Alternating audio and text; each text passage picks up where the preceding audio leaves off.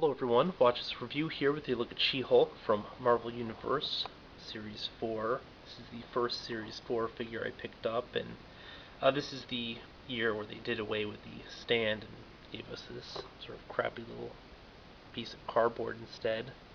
I mean, granted, it is kind of cool, and it's nice that it sort of functions as both a piece that you can save as well as being a visible display part of the box, but at the same time, these figures don't really stand that well, even with the improvements that they've made.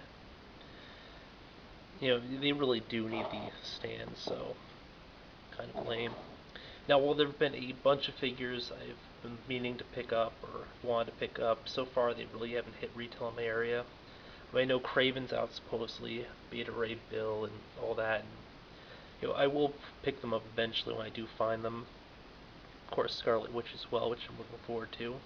Now, what kind of confuses me is we have an image of MODOK down here at the bottom. I wonder if he's possibly going to be a club exclusive or something. Say that one sort of comic offer or whatever where they occasionally give a figure for, and I don't know, but if he is, or if he comes out in the general line, that would be really great, because they already have the AIM soldiers, and they kind of need their leaders. It's sort of weird too, or in the Marvel Legends line, we have a MODOK but no AIM, and then Marvel Universe, we have the AIM but no MODOK. At any rate, this is not a clean figure, but I figured I wouldn't bother waiting. Just wanted to pick this one up, and, hold on a second till I get a box. Alright, I just want to point out that they sort of have the figure molded into the packaging and stuff here, with the arms stuck through portions, which is going to be something of a nightmare to get out. It's really crazy annoying. The other thing is, for this little,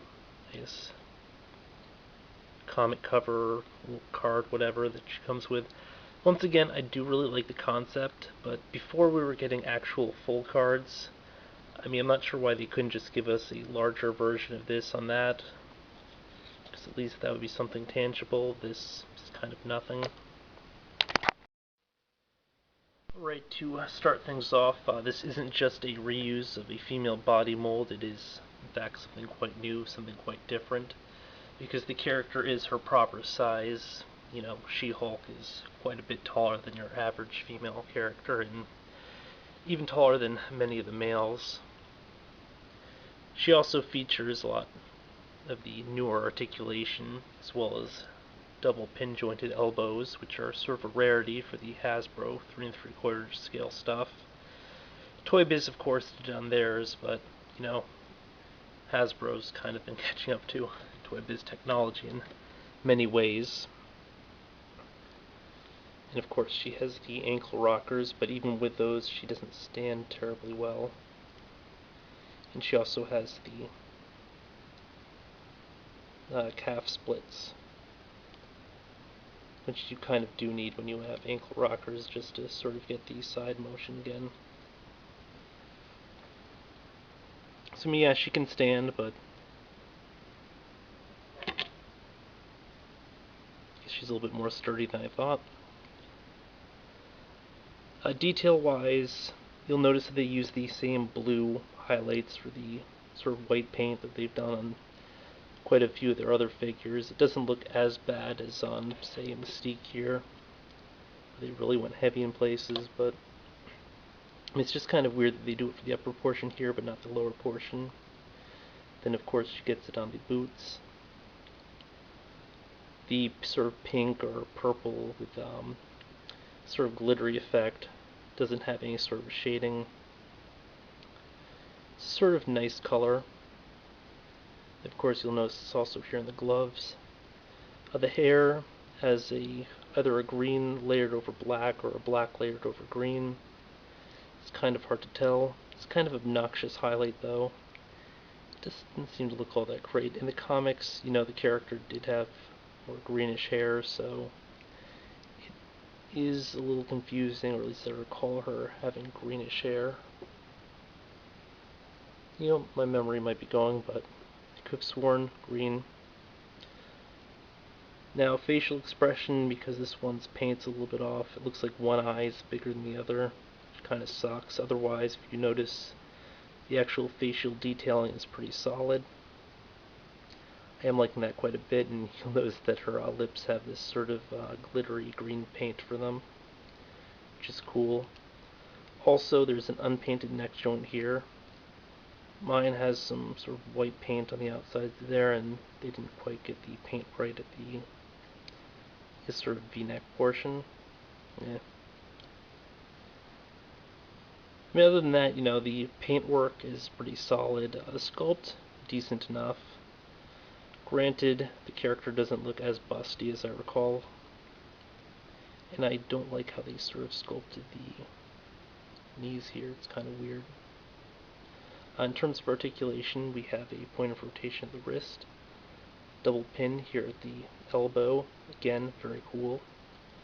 Rotation at bicep, wall jointed shoulder.